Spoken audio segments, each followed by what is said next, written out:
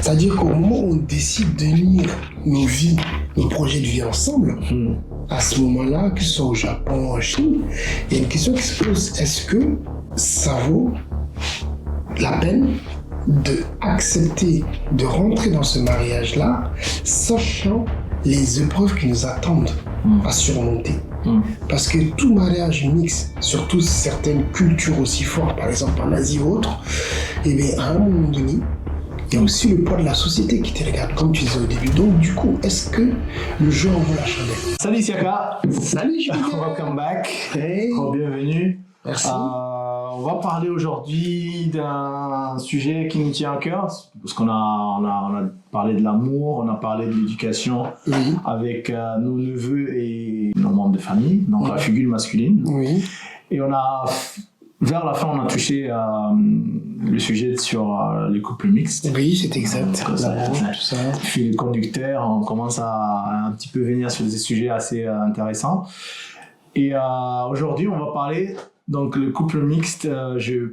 Maintenant, on a parlé de comment faire une famille, élever des enfants. Maintenant, le choix de partenaire, couple mixte, c'est quelque chose qui est assez important parce que quelle valeur on va transmettre, de quel pays peut-être, ou si on peut toucher un petit peu sur ça aussi, parce que c'est assez important. Nous vivons dans une société aujourd'hui qui a beaucoup de mélange de cultures assez différentes et assez variées, et d'éducations différentes et des façons de voir le monde, ou même de construire une vie différente. Et je pense que c'est très bien peut-être de déborder ces sujets-là pour pouvoir ancrer un petit peu nos sociétés, nos familles dans une vision à long terme assez sereine, même si c'est pas facile. Donc, bienvenue encore. Let's go. Et bonjour à toi, Jupiter, bonjour à tous et à toutes, et bienvenue à tous dans la suite de nos podcasts. Et oui, j'adore ce sujet-là, il est très intéressant, effectivement, comme tu l'as si bien dit. On est sur un sujet quand même qui beaucoup de gens vont se sentir concernés, en tout cas moi je l'espère, vont se sentir concernés en tout cas, ou s'ils ne sont pas concernés, ils connaissent un père ou un frère ou un ami ou une sœur ou une cousine qui est dans la même situation, parce que ce sujet quand même il peut nous toucher directement ou indirectement, en tout cas j'en suis convaincu. Voilà. Donc en se lançant, quelle est la place? Toi t'es marié, moi je suis dans le processus. On le souhaite. Ouais, on te le souhaite. Enfin, n'exagérons pas. N'exagérons pas. Tu cherches. Tu veux mettre au niveau pour le chat. Non, mais quand tu dis process, c'est un process, oui, c'est vrai. Ouais, c'est l'énergie que je projette dans l'univers. Non, je dis pas, je te taquine. Dans le cloud. Je te taquine, c'est vrai exprès. À un moment donné, il faut que ça ressemble à notre quotidien aussi. Voilà, c'est notre réalité. On se charme au quotidien. Non, pour être honnête avec toi, ton process, il est génial. T'es un mec formidable. T'es intelligent, t'es beau. T'as tout pour toi. Merci. Toi qui es marié, qui est avec une femme d'une culture différente mais assez similaire.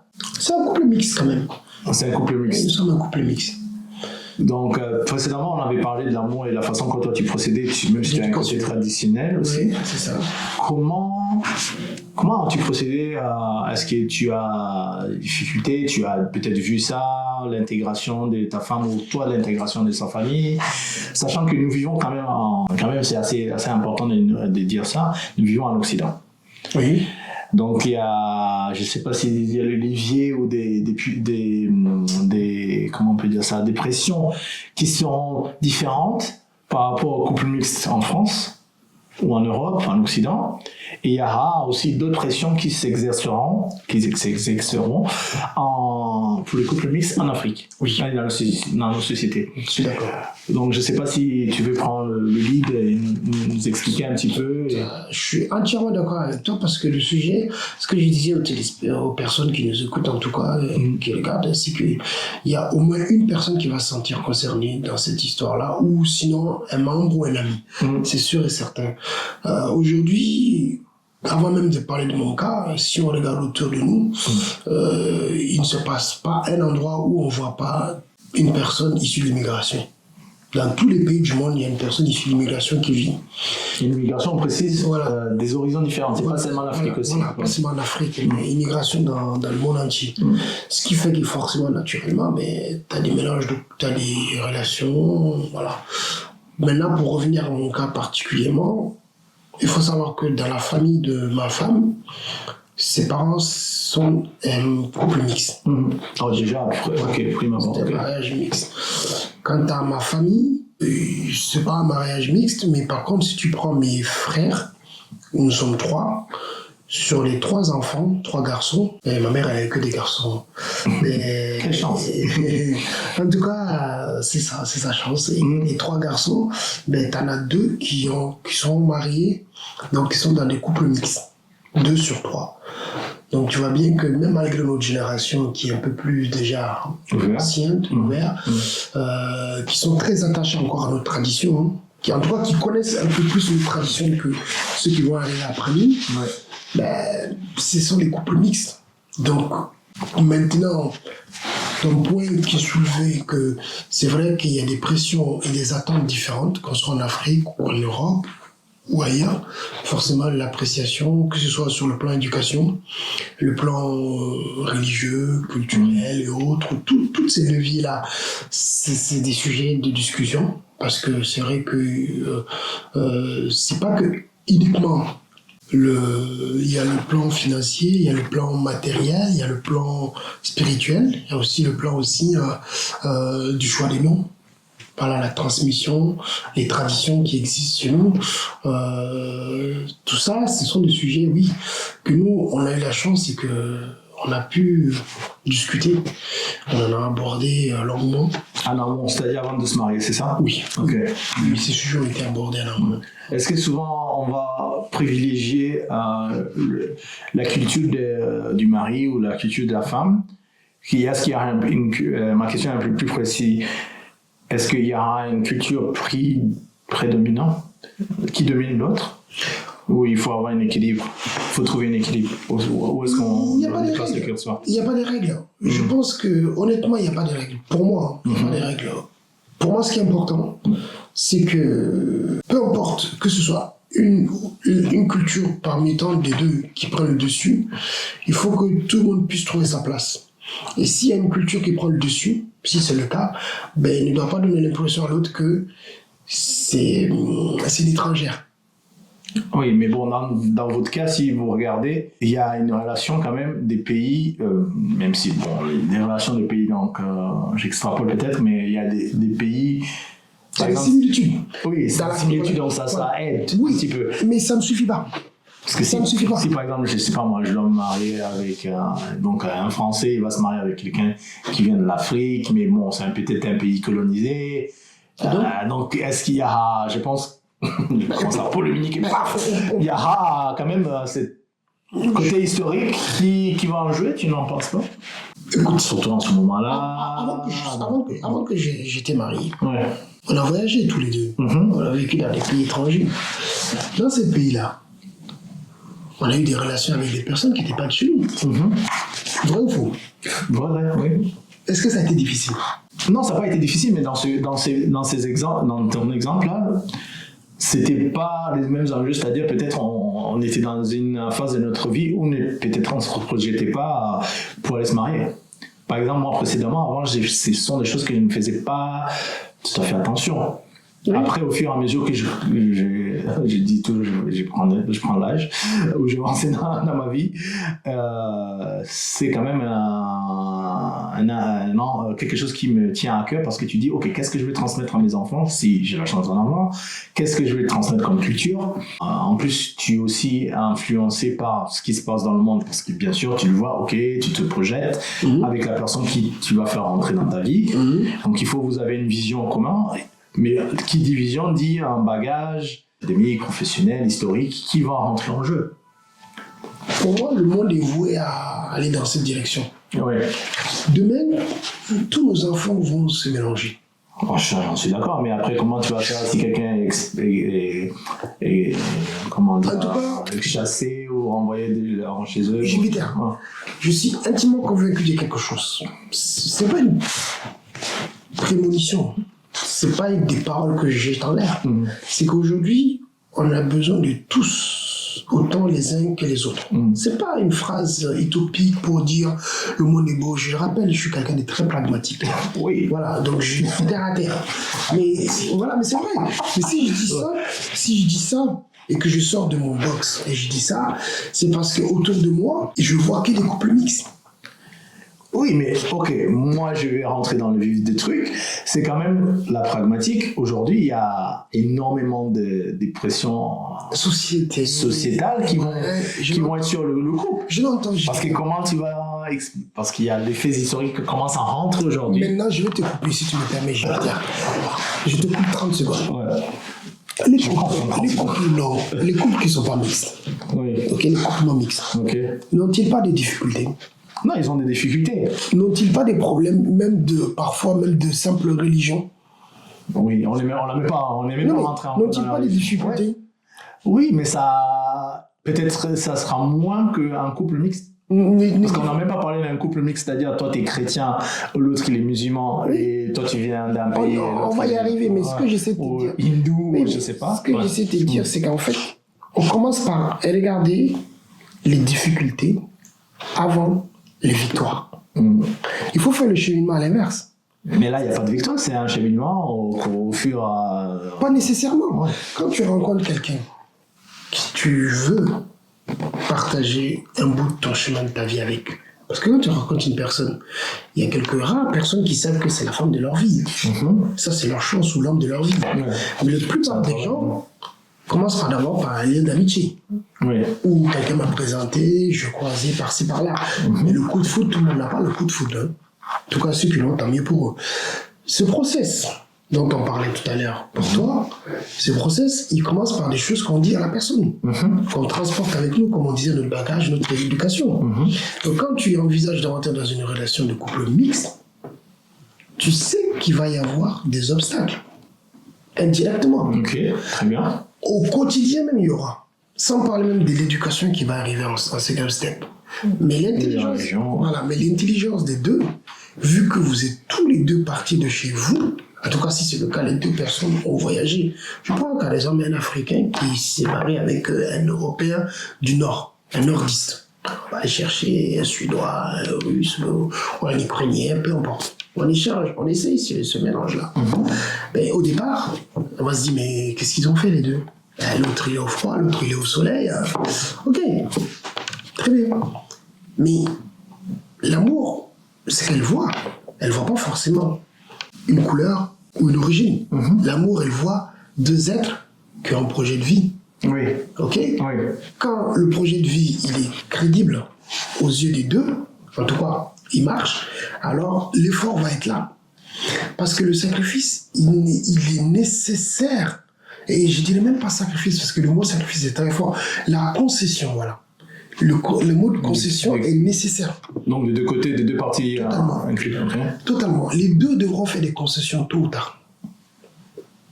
Et tu ne peux pas savoir quand l'un va faire ou quand l'autre va le faire, mais les deux doivent le faire. Oui, parce que souvent dans la conversation, si tu dois aller, je sais pas, moi je prends un exemple, si la femme elle vient d'Europe, par exemple, et elle doit aller dans la famille du mari qui est en Afrique. Voilà, ouais, on continue sur ce genre-là, voilà. Et... par exemple, la famille va être très présente. Oui, mais il y a certaines attitudes ou certaines manières de se comporter. C'est ça, l'habillement, aller en Afrique, par exemple, dire bonjour, saluer les gens. Oui, ça, mais par exemple, elle va pas aller s'asseoir, par exemple, elle doit aller faire manger. Ok, bon, je caricature, mais je pense qu'il y a beaucoup de femmes qui vont se reconnaître. Elle doit aller faire manger avec les tatas et les mamans et tout ça. Peut-être toi, dans la maison, vous avez l'habitude que voilà, il y a une espèce d'équilibre. Mais là, si on se retrouve dans ce contexte-là, là, elle doit aller suivre les mamans, les tatas. Je sais pas si j'ai bien expliqué ça, mais ça. Oui, je vois ce que tu veux dire. C'est-à-dire que si vous vivez dans un pays avec une autre culture, c'est-à-dire les couples mixtes en Europe, en général, c'est 50-50 plus ou moins. Chacun participe. En Afrique, c'est un peu différent. Je l'entends. Mais si vous allez en Afrique, toi, tu sais que c'est chez toi, tu connais les règles de chez toi.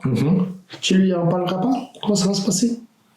Alors toi, tu encouragerais, il faut la communication en amont pour pour lui dire voilà comment ça va se passer. Exactement. Okay. Et donc ça rejoint la concession, là où elle, de son côté, la femme, elle doit l'encaisser. En fait, le projet de vie que tu lui réserves doit lui laisser le temps de l'apprécier ou pas. Que ce soit la femme ou l'homme. Peu importe le positionnement où on se trouve. Si tu n'expliques pas à la personne ce qu'elle va vivre et qu'elle l'accepte ou pas, mais ce serait difficile de la mettre devant le fait accompli. Dans ma propre famille, nous on a dit à nos belles-sœurs que si elles vont au Mali, il y a beaucoup de choses qui sont différentes. Ma belle-sœur Julie, qu'il y a des choses voilà, qu'elle ne pourra pas faire, des choses, voilà. Et on l'a briefé en amont. Mais ça l'a aidé à prendre des décisions par elle-même. Mm-hmm. Mais pour autant, tout ce qu'on lui a dit n'est pas arrivé non plus. Ouais. Tu vois, ce que je veux dire, en fait, eux aussi ont la télé, ils ont les réseaux sociaux. Eux aussi évoluent, eux aussi s'adaptent. Mais il y a des choses sur lesquelles ils ne sont pas d'accord pour faire des efforts. Mm-hmm. Tu prends par exemple le nom qu'on attribue aux enfants. Souvent, dans certains endroits d'Afrique, il y a limite comme un principe de protocole où l'enfant va avoir tel nom, comme les familles royales, voilà, c'est comme ça. Mais ça, c'est des choses qui se discutent. C'est pas au moment où la femme est enceinte qu'on commence à lui dire, bon, écoute, tu sais, le prénom, il va être comme ça. Ah, donc ça, ce sont des choses qu'on dit déjà des... Mais si tu n'arrives pas à le dire à la personne parce que tu as peur de sa réaction, partage comment ta culture fonctionne. Fais-la découvrir ta culture. Initie-la. Ramène-la dans ton environnement. Mm-hmm. C'est forcément des gens avec qui, dans ta communauté, avec qui tu marches. Tu côtoies. Si une fille, elle est européenne et que toi, tu es africain, si votre relation se résume qu'à vous deux, vous n'allez pas faire des concessions. Mais si tu veux que ta femme ou ton homme, peu importe, ou voilà, ton partenaire décide de faire des concessions, il faut l'amener dans ton univers pour lui montrer déjà ton histoire, ton parcours, tes bagages, ce que vous vivez, tes parents, ton entourage, comment ils vivent au quotidien. Ce qui va lui permettre d'avoir un regard. Et puis même elle ou il va commencer à s'intéresser à ta culture, commencer à te poser des questions. Ah, c'est ça votre langue, c'est comme ça que vous faites, machin. Petit à petit, tu n'as peut-être pas les réponses à tous. Parce que des fois, moi, par exemple, ma femme, il y avait des questions qu'elle me posait, je ne savais pas répondre. Dans la culture, dans la tradition chez nous, il y a des choses auxquelles je ne savais pas répondre. Mais après, elle va se renseigner auprès des autres qui vont lui donner des conseils, qui vont lui expliquer, ah, tel repas, ça se fait comme ça, des choses. Tout et n'importe quoi. Je pense que si nous nous mettons nous-mêmes devant ce process, en fait, la future génération va quand même se mélanger. Et ce sont nous autres qui allons perdre l'héritage de notre culture au détriment d'eux. Car cette génération va dans tous les cas se mélanger. C'est inévitable. Si on veut qu'ils acceptent quelque chose de nous, mais déjà, c'est de leur rendre fiers de leur histoire, de leur expliquer qui ils sont, d'où ils viennent, leur culture, comment ils vivent, leurs habits, voilà, qui s'imprègnent des gens en portant les vêtements de chez eux pour des événements, par-ci, par-là. Ça va aider. Parce que tout seul, le travail n'est pas faisable.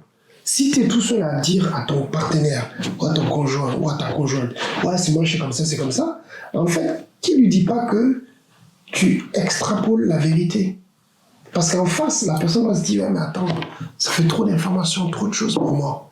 Et si après, elle tisse des liens d'amitié avec ta soeur, ta cousine, tes nièces, tes amis, mais après, elle va commencer à s'intéresser elle-même à son rythme. Ouais. Il va s'intéresser à son rythme. Et ce qui fait que ce bagage que tu as n'est plus en poids. Vous compris? Moi, je te dis ça pourquoi? Parce que quand on était plus jeune, on a fréquenté des personnes qui n'étaient pas du tout africaines. Moi, j'ai fréquenté des gens sortis de différents horizons. Mais ces personnes-là vivaient dans mon univers. Et j'allais dans leur univers. Ce qui faisait que quand on se mélangeait dans les univers des uns et des autres, en fait, on ne voyait plus ça comme une contrainte.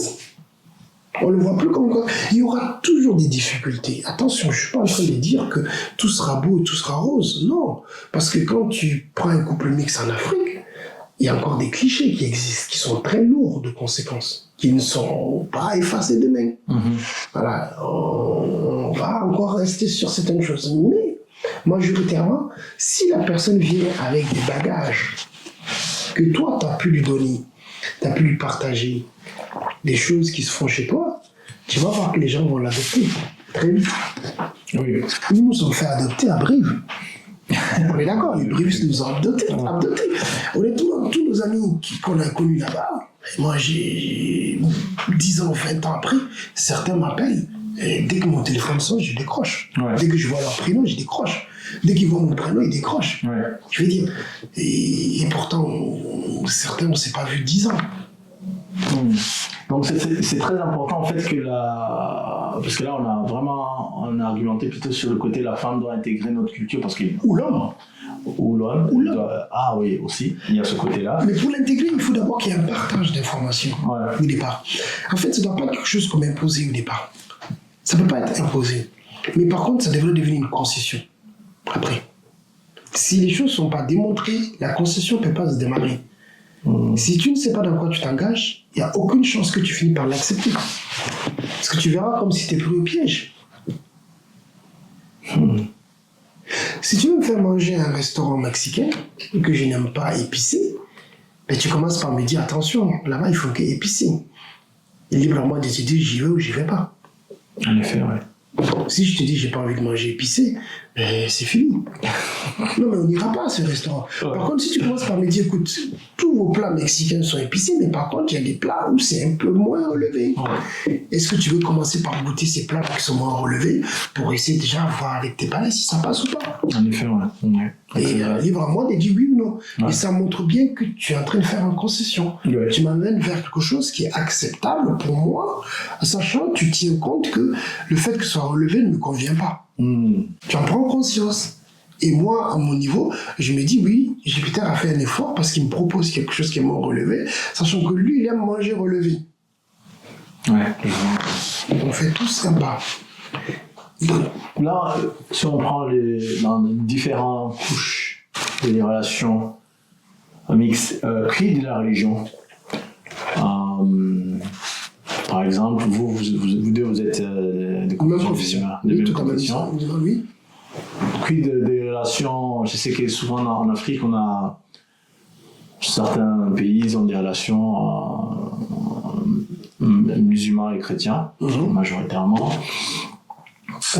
Quid si l'homme ou la femme, ils ont des confessions différentes. Je pense que dans l'islam, tu peux me corriger, la transmission c'est fait partie de l'homme, c'est ça? Oui, c'est l'homme. Okay. Et dans le judaïsme, c'est la femme. La femme. Donc, quid de la religion, si moi je suis spirituel, ils disent que je suis chrétien, mais je suis spirituel, quid si je vais me marier avec, dans le judaïsme, du coup, il faudra que moi je fasse une concession, que la femme, sa religion prime sur ma religion. Si je me marie avec une musulmane. Là aussi, je vais te surprendre. Au risque de te surprendre, mais vraiment, je vais te surprendre parce que Jupiter, c'est des sujets qui me plaisent beaucoup. Parce que, pourquoi je te dis ça? Parce que, les gars, moi, dans ma propre famille, j'ai un tonton, c'est comme mon papa. Cet homme-là, c'était un très bon ami. Et bien, parce que si j'ai dit c'était. Je m'en sais tout, même si mon père n'est plus là de ce monde, mais c'était un très bon ami à mon père. Il a épousé une femme qui n'est pas du tout musulmane. Mais lui, il est musulman? Oui. Ok. Et leur relation, c'était un modèle d'amour unique. Mais que dans le sens inverse, parce que là, pour le moment, donc les enfants, est-ce qu'ils ont transmission d'islam aux enfants? Non. Ah, ils sont... Certains, au départ, ils n'étaient ni musulmans ni chrétiens. Ils ont choisi. Les enfants? Ouais, ils ont choisi plus tard. Oh, ils ont choisi plus tard. Et puis, moi, dans le sens inverse. Mais, alors, dans le sens inverse, je réfléchis. Ouais. Pourquoi je te dis ça? Parce qu'en fait, c'est très paradoxal. Parce que moi, ce que j'ai envie de montrer aux gens, c'est que oui, ce sera difficile. Effectivement. Il y aura des barrières, il y aura des blocages. Je ne dis pas le contraire. Mais je dis que les blocages, c'est pas ça qui compte. Donc c'est pas nécessaire que l'homme se convertisse. Bon là, je sais pas dans les... Si vous avez des gens qui sont dans la confession judaïsme, mettez dans les commentaires. Je veux pas parler à la place des gens qui sont croyants. Parce que quand on est croyant, c'est quelque chose de l'ordre de spiritualité. Personnel. C'est personnel et la spiritualité. C'est-à-dire que c'est beaucoup plus profond que seulement des paroles. C'est une conviction. Ok. La conviction, elle ne s'achète pas. On l'a ou on l'a pas. On croit ou on ne croit pas. On ne peut pas croire pour faire plaisir à quelqu'un. Donc, est-ce que ça aura une influence quand même sur la relation? Attends, d'abord. Je vais trop vite. Voilà. Moi, d'abord, on croit ou on ne croit pas. C'est personnel, au départ. Oui. À partir du moment où on a ce levier-là, si on veut que la personne en face de nous s'intéresse à la foi qu'on a, peut-être c'est en montrant ce que la foi a comme répercussion sur nous. Et si l'être qu'on est à travers la foi qu'on pratique, peut-être que si cette version de nous est la meilleure version qui puisse être un modèle pour les autres, peut-être que la personne s'y intéressera. Oui. Et que la foi va lui venir ou pas. Mais encore une fois de plus, je suis conscient que les mariages mixtes liés à la religion, c'est très... Ça a chaminé. Oui, c'est un sujet quand même qui est très complexe. C'est très complexe parce que si le blocage se trouve à ce niveau-là, ça prend un peu de temps. Ça prend beaucoup de temps. Si le blocage est culturel, ça peut surmonter. Ça peut se surmonter parce que c'est l'intégration, l'assimilation, ça passe. Okay. Sur le plan religieux, c'est compliqué. Pourquoi? Parce qu'on ne se relève pas et on croit à une foi du jour au lendemain. En fait, on ne change pas de religion parce qu'on aime quelqu'un. En tout cas, moi, je ne connais personne qui l'a fait par amour. Les gens le font parce qu'ils croient. En tout cas, dans mon entourage. On le font parce qu'ils croient en cette religion. Car les codes religieux, ce qu'ils appellent... les mœurs de vie en société, la façon dont tu dois te comporter dans la cité avec les autres, font que les gens finissent par se dire, effectivement, le message qui est véhiculé dans cette foi-là m'intéresse. C'est plus dans cet esprit-là que les gens y vont. Maintenant, moi, je dis seulement que ceux dont les mariages mixtes existent et que c'est un blocage pour eux, je pense que d'abord, il est important qu'ils comprennent pourquoi la personne avec qui il est ou elle est porte une grande importance à sa foi, d'abord. Et regarde la personne, si la personne avec sa foi représente un modèle pour eux, alors peut-être que la personne ira étudier la religion ou s'y intéressera. Que ce soit judaïsme, christianisme, musulman, bouddhisme, peu importe, ou athée, peu importe où on se trouve, parce que ça peut être un croyant et un non-croyant. Oui. Voilà, l'inverse aussi est possible. Hein. Donc, dans tous les cas, pour moi, c'est pas rédhibitoire. Mais encore une fois de plus, le levier qui est le plus important à mon idée, c'est l'exemplarité. C'est donner une bonne image. Parce que quand on dit l'islam se transmet par le père, en réalité, c'est quoi? C'est que l'enfant va suivre son père à la mosquée. Il l'amène à la mosquée, il appelle à la prière. Si c'est une fille, en général, cette partie-là, je ne vais pas te dire des bêtises, mais souvent les hommes, ils ont tendance, moi ce que je vois à la mosquée, ils viennent avec leurs garçons à bas âge. Ils les amènent avec eux, les garçons avec eux, à la bas âge. Moi c'est comme ça que je... Si tu es un non-musulman et tu as une femme non-musulmane qui ne se convertit pas, et tu as une fille, est-ce que la transmission se fait comment? Tu dois... Moi, je ne suis pas un savant de la religion, mais j'ai vu des, mais j'ai vu des gens, par amour, eux sont restés musulmans, leurs femmes sont restées chrétiennes. Ça a très bien fonctionné. Ou un peu plus tard dans l'éducation, ensuite, ils leur montrent deux exemples, deux versions. Ça s'est très bien passé.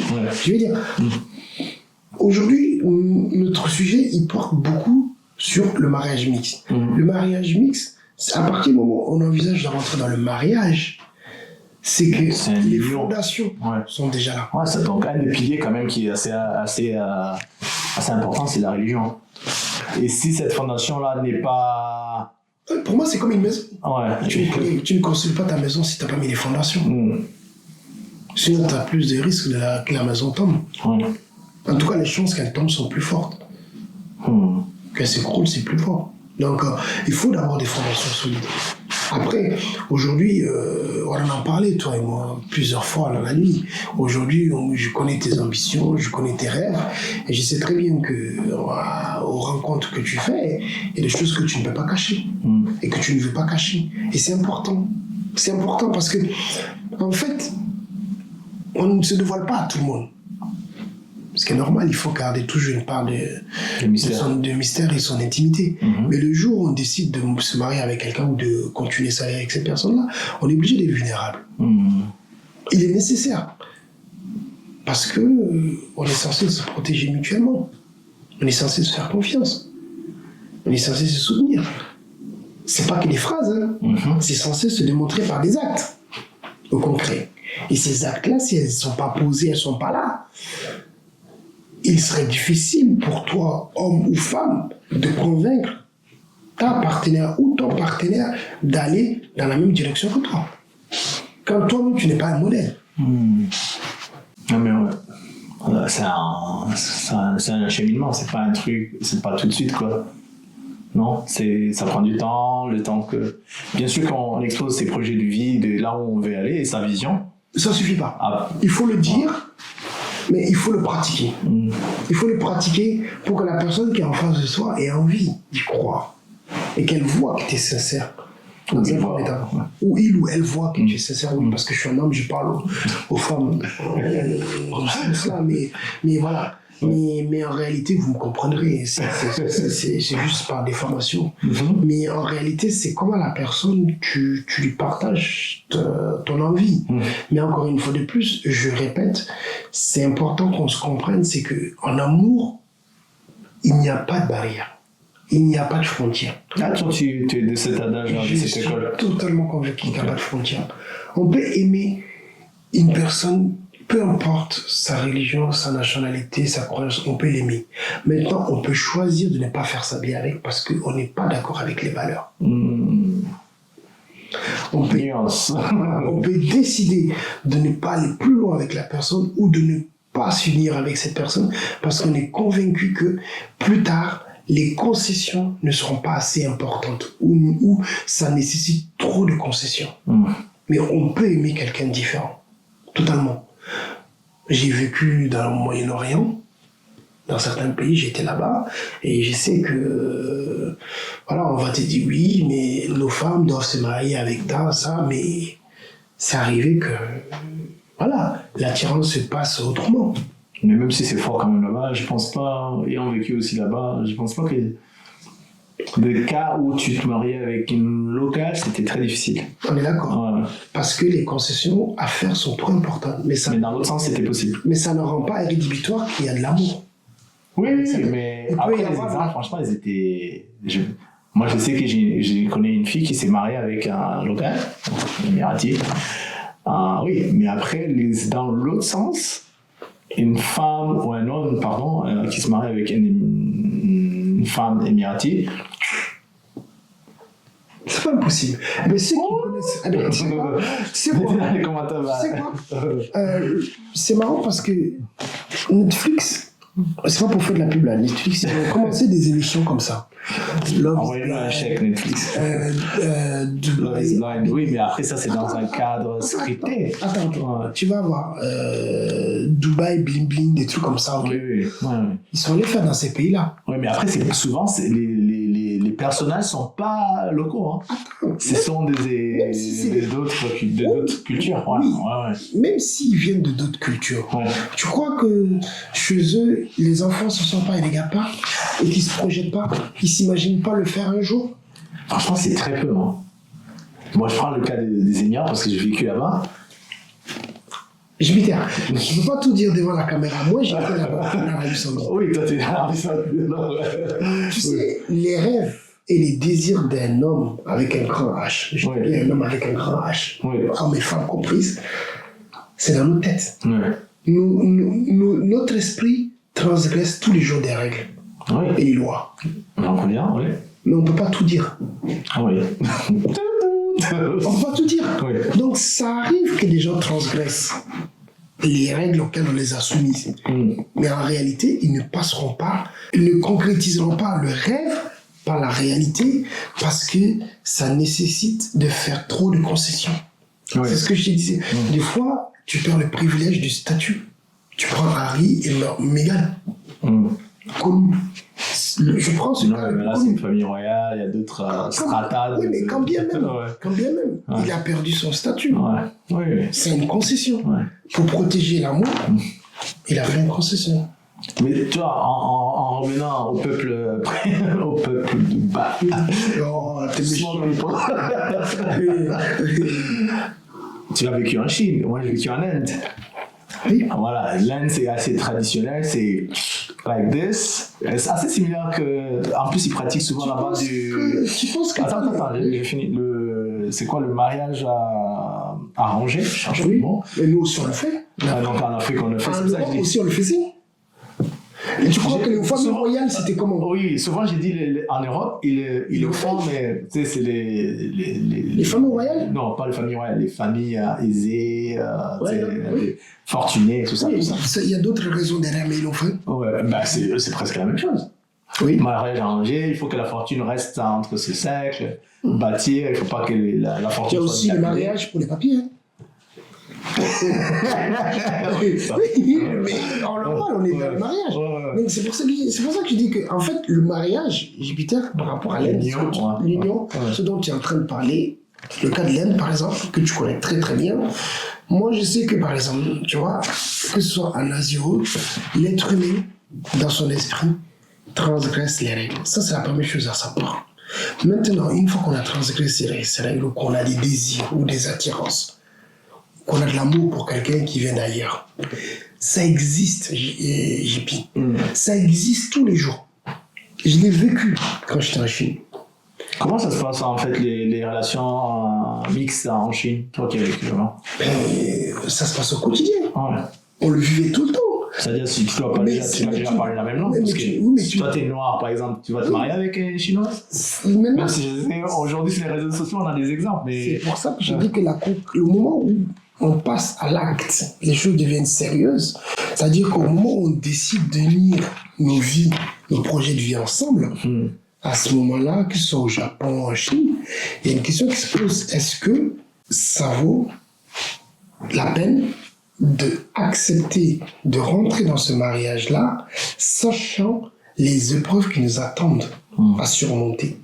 Parce que tout mariage mixte, surtout certaines cultures aussi fortes, par exemple en Asie ou autre, eh bien, à un moment donné, il y a aussi le poids de la société qui te regarde, comme tu disais au début. Donc, du coup, est-ce que le jeu en vaut la chandelle? Donc, quand intellectuellement, psychologiquement et physiquement, on n'est pas préparé à supporter, parce que des fois, les parents vont te dire ne te marie pas avec cette communauté parce que tu ne peux pas, ça ne marchera pas. Mais parce qu'ils se basent sur des vécus. Moi, j'ai entendu ces choses-là chez nous. Hein. Moi, je parle d'Afrique. Hein. Et je vais vers le Maghreb. Ça a souvent été dit. Et le Maghreb vers l'Afrique aussi. Hein. Et l'Asie vers l'Afrique. Et même l'Europe vers l'Afrique. Et je pourrais encore en citer d'autres. Hein. Mais, par contre, les enfants finissent par s'aimer, malgré ce qui est dit. Maintenant, est-ce que le courage est là? Est-ce que la société est-elle prête à accepter l'amour? Ça, c'est notre question. Est-ce qu'ils ont les épaules larges? Est-ce qu'ils auront les soutiens pour que le mariage mixte franchisse le cap de devenir un mariage? Ça, c'est autre chose. Mais l'amour, elle existe. Parce que quand on parlait des Saoudiens, femmes saoudiennes qui épousent un étranger, t'en verras pas beaucoup. Comme tu verras pas certaines choses à la télé. Oui. Mais ne va pas croire que femme saoudienne ne peut pas tomber amoureuse d'un non-saoudien. Ah, elle peut tomber, mais après le mariage... Elle pourrait même avoir une histoire avec un non-saoudien. Mais par contre, ça finira peut-être pas en mariage parce que les conditions sont pas réunies. Il y a plein de gens qui... ça oui. C'est ce que je dis. Oui, ça je connais. C'est pour ça que je dis que l'amour existe. L'amour, elle est là. Mais par contre, au moment où ça devient le mariage, c'est à ce moment-là que les poids de la culture et la société, les traditions, la religion, tout ce qui va avec deviennent un poids énorme. Encore faut-il qu'il existe des modèles dans la société pour démocratiser. C'est-à-dire le rôle acceptable. Moi, je me rappelle au début, les mariages mixtes entre le Moyen-Orient et l'Afrique noire, c'était les sportifs de haut niveau. Oui. Souvent les footballeurs, voilà, c'est pas pour mettre un cliché, mais c'est eux qui sortaient avec les femmes du Moyen-Orient, du Maghreb. Et à ce moment-là, bon, les gens les voyaient, même si ça parlait, bon, on se dit, c'est quand même mon sportif préféré, il fait des bonnes choses, on finit par fermer un peu les yeux, voilà, petit à petit. Ouais. Pareil, comme dans les sportifs de haut niveau aux États-Unis, souvent tu vas voir aux États-Unis, ils vont rester encore, voilà, ils ne se mélangent pas trop. Là, on parle de sportifs, là. Il y a un mouvement énormément, que ce soit dans les sportifs ou dans les postes de responsabilité, les présidents. Oui.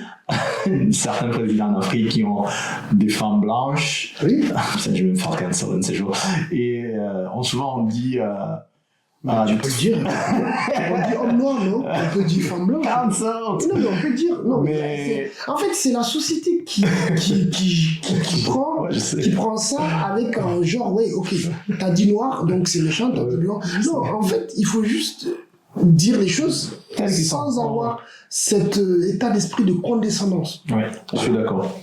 Mais souvent, on a les débats enflammés ou endiablés, dire pour réussir, tu dois prendre une femme blanche, ou pour les sportifs, tu dois te marier dans ta communauté. Surtout, souvent, ça tourne autour de notre communauté, parce qu'on va calquer sur les gens qui sont visibles dans la société, ou à la télévision, dans les magazines, tout ça, qui ont des partenaires d'une autre communauté. Il faut, mais va poser la question à ceux qui disent il faut en réalité. Ceux qui les disent, c'est qu'ils ont l'opportunité de croiser ces femmes-là. Si toi, tu peux pas croiser... Mais si tu ne peux pas croiser une caucasienne, quelles sont tes chances d'épouser une caucasienne? C'est pas en étant derrière ton iPhone, ton téléphone, ton MacBook et que tu envoies un mail. Parce qu'aujourd'hui, même si tu arnaques la personne à la télé, il faut le visa, il faut les papiers, il faut le déplacement, il faut l'argent. Ouais. Donc, ça suffit pas, en vrai. C'est-à-dire que... C'est parce qu'ils sont dans une société mixte, du coup, donc ça favorise ou ça crée des liens d'échange. Et voilà, il faut aussi avoir cette opportunité de se croiser. Parce que qui dit mariage dit possibilité de se voir et se revoir. On parlait des Saoudiens. Tu veux épouser une femme saoudienne, il faut d'abord déjà se retrouver dans le pays. Ouais. Déjà, voilà, il faut avoir cette capacité-là. Et puis une fois que tu es là-bas, il faut aussi se trouver là où elle se trouve. Parce que c'est des personnes parfois qui ne travaillent pas, qui ont un train de vie. C'est différente. Voilà, différente. Un standing de vie à respecter. Donc si tu viens postuler ta candidature mais tu n'as pas l'occasion de croiser, mais c'est vrai, si tu viens, tu te présentes comme candidat voulant les épouser, mais que ta vie est à des années de lumière entre elle et toi, c'est aussi ce que je disais. Il y a un fossé en fait. Exactement. C'est pour ça que je disais que le projet de vie, ce que tu proposes à la personne, c'est-à-dire que tu viens avec un projet, tu présentes, mais il faut croiser la personne. Il faut être capable aussi de convaincre. Voilà, il faut donner envie, il faut qu'il y ait une attirance. Il y a plein de choses qui vont après. Ça suffit pas juste de dire oui, on a dit qu'il faut le faire. On a dit oui, il faut une caucasienne, il faut un noir, ou il est beau, ou je veux des métis, ou je veux ci, je veux ça. Tout ça, tiens, tu touches à un sujet sensible. La fétichisation. Oula, allez, parce qu'on veut, on veut des métis, des petits cheveux bouclés, caramel. Je vais taire. Moi, je veux être milliardaire. Est-ce que pour autant, je vais l'être? Je te le souhaite. Oui, mais peut-être en français. Non, mais il y a un chef d'État. Il y a un chef d'État qui m'a dit un jour cette phrase. Et je m'en souviens toujours que... je crois que c'était il y a l'autre deux qui l'ont dit. Les promesses n'engagent que ceux qui croient. Qui veulent croire ou qui croient quelque chose comme ça. Pareil, il y en a un qui a dit ne dure au pouvoir que celui qui peut. Pas celui qui veut, mais celui qui peut. Ouais, c'est du village, quoi. Voilà. Donc, c'est pour te dire qu'en fait, il y a la volonté, il y a la capacité. Ouais. Si les deux ne sont pas réunis, ne se sont pas alignés, ça ne marche pas. Ouais. Donc, quand tu disais des chefs d'État africains qui ont épousé des femmes, donc il y a d'autres communautés, aux caucasiennes, on rappelle que ça reste des personnes qui sont dans un standing de vie dans une sphère dont l'environnement leur permet de côtoyer ces personnes-là, qui sont peut-être même de la même éducation qu'eux, ou parfois qui ont même fréquenté les mêmes écoles. Donc eux ne voient pas vraiment la couleur de peau. Non, c'est des codes, ce sont des... autre chose. Ils voient peut-être un projet de vie, ils voient peut-être un échange de bons procédés ou de transactions. Ça peut être sur plusieurs leviers, mais il y a un projet de vie derrière. C'est pas juste une apparence. Il y a quelque chose qui est caché que nous on voit pas. En tout cas, j'avais lancé une polémique, cuit de la polygamie. La polygamie. Bon, ça sera un sujet pour une autre. La polygamie, c'est dans le mariage mixte, c'est compliqué. Là, ce sera un sujet qu'on amènera. En tout cas, vous avez compris que c'est pas si facile des mariages mixtes. Il y a énormément des obstacles à surmonter ou à parcourir, un chemin. Et retenez surtout que rien n'est facile. Rien n'est facile. Si c'est quelque chose est facile, c'est que tout le monde le ferait. Et vous qui sont en couple mixte, on aimerait en fait entendre vos avis. Partagez-nous dans les commentaires en bas pour qu'on puisse vraiment approfondir ces sujets. Je pense qu'on a touché un petit peu, on a survolé vraiment sur la surface. Il y a pas mal de choses à peut-être à retravailler, à rediscuter, la religion, la finance, l'éducation des enfants, là où on veut vraiment habiter, parce qu'on parle souvent des couples mixtes. Est-ce qu'on veut habiter en Europe, en Occident, ou en Afrique, en Asie, aux États-Unis? Voilà, exactement. Et donc, ça serait intéressant d'entendre votre opinion. Donc voilà, en tout cas, merci de nous avoir suivis, de nous avoir supportés. Et puis même, surtout, le simple fait d'avoir eu la chance et l'opportunité de croiser une personne qui vient d'ailleurs, pour moi, c'est une belle richesse pour vous. Pour moi, sachez-le que vous avez une chance formidable. Peu importe ce qu'on vous dira, peu importe la difficulté ou les problèmes financiers ou autres que vous rencontrerez, sachez que au moins déjà vous avez eu la chance d'avoir une rencontre. Et tout le monde n'a pas cette chance-là de faire des belles rencontres. Les rencontres de nos jours en plus, ça devient de plus en plus... je dirais pas factuel, mais ça devient porté sur d'autres choses, quoi. Tout sauf c'est tout sauf profond. C'est pas aussi profond que ça. Alors, en tout cas, n'hésitez pas à regarder l'épisode précédent qu'on a traité l'amour, comment on peut travailler sur l'échange, la rencontre, et je pense que ces épisodes qu'on fait, en fait, ils s'embriquent les uns aux autres pour vraiment construire une meilleure société, que ce soit l'éducation, la santé, l'amour, le mariage mixte, et on va traiter d'autres sujets dans les prochains épisodes. Et en tout cas, n'hésitez pas aussi à nous proposer des épisodes pour qu'on puisse travailler sur ces sujets-là pour vous faire notre opinion. Et puis nous aussi, on vous partage particulièrement des sujets qui nous sont chers. Expérience personnelle, parce que c'est ça aussi qui est riche dans tout ça, c'est-à-dire c'est du vécu, et c'est ça qui nous intéresse, vos vécus aussi. Et n'oubliez pas que quoi que vous ferez, quoi que vous fassiez, quoi que vous pourrez faire, ce qui est important, c'est votre vérité à vous, et tant que c'est la vôtre, ça reste une vérité. Et retenez ceci, c'est aussi important que ça. Voilà. Et puis on vous souhaite que du meilleur. Prenez encore soin de vous, prenez soin de vous et prenez soin de vos proches, parce que le plus important, c'est l'entourage, c'est ceux qui sont aux côtés de nous tous les jours, et puis ceux qui sont pas là aussi, mais qu'on n'oublie pas. Et on vous souhaite tout le meilleur du monde et la santé. Merci beaucoup. Au revoir. Next episode. Bye.